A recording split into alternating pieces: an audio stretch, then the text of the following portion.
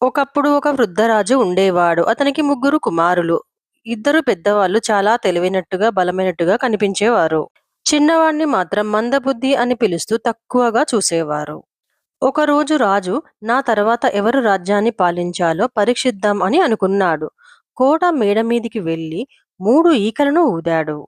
ఈ ఈక ఏ దిశలో పడితే మీరు ఆ దిశలో వెళ్లి అత్యంత అందమైన వస్తువులు తెచ్చి ఇవ్వాలి. ఆ వస్తువు తెచ్చినవాడే రాజ్యానికి హక్కుదారుడు అన్నాడు. ఒక ఈక తూర్పు వైపుకు ఎగిరింది. ఇంకొక ఈక పడమటి వైపుకు ఎగిరింది. మూడో ఈక నేరుగా పైకి ఎగిరి దగ్గరగా ఉన్న నేలపై పడిపోయింది.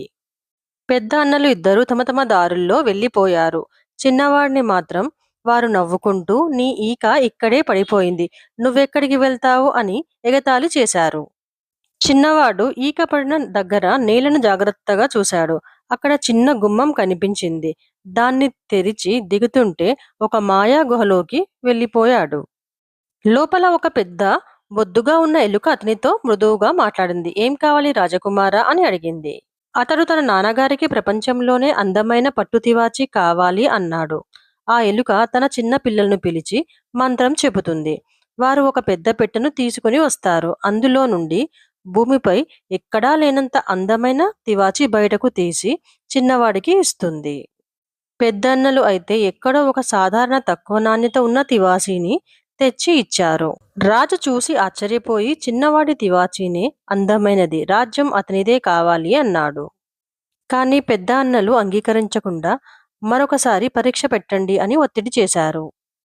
రాజు రెండోసారి అత్యంత అందమైన ఉంగరం తెచ్చిన వారికే రాజ్యం అని చెప్పాడు. మళ్ళీ ఈకలు ఊదాడు. ఈకల దారులు మళ్ళీ అలాగే అయ్యాయి.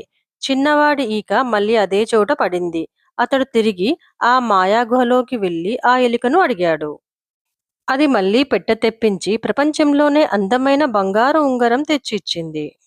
పెద్దన్నలు మాత్రం పాత బండిపై ఉన్న ఇనుప రింగులు తీసి అదే ఉంగరం అని తేలిగ్గా తీసుకొచ్చారు.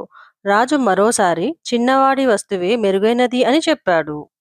ఇంకా తట్టుకోలేని అన్నలు ఇంకొక చివరి పరీక్ష పెట్టండి, అత్యంత అందమైన యువతిని భార్యగా తీసుకొచ్చిన వాడికే రాజ్యం అని చెప్పాడు. రాజు మూడోసారి కూడా ఈకలు ఊదాడు. చిన్నవాడు మళ్ళీ నీళ్ల గుమ్మం ద్వారా గుహలోపలికి వెళ్లి ఇప్పుడు నాకు అందమైన వధువు కావాలి అని చెప్పాడు. ఆ ఎలుక తన సహాయకులను ఆజ్ఞాపించి ఒక చిన్న రథాన్ని ఏర్పాటు చేయించింది.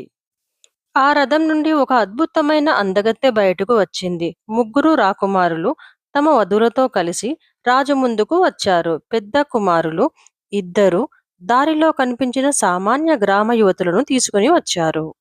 చిన్నవాడు మాత్రం ఆ మాయాగుహ నుండి వచ్చిన అతి సుందరమైన యువతిని పరిచయం చేశాడు. రాజు, మంత్రులు మరియు ప్రజలందరూ ఆమె అందాన్ని చూసి ఆశ్చర్యపోయారు.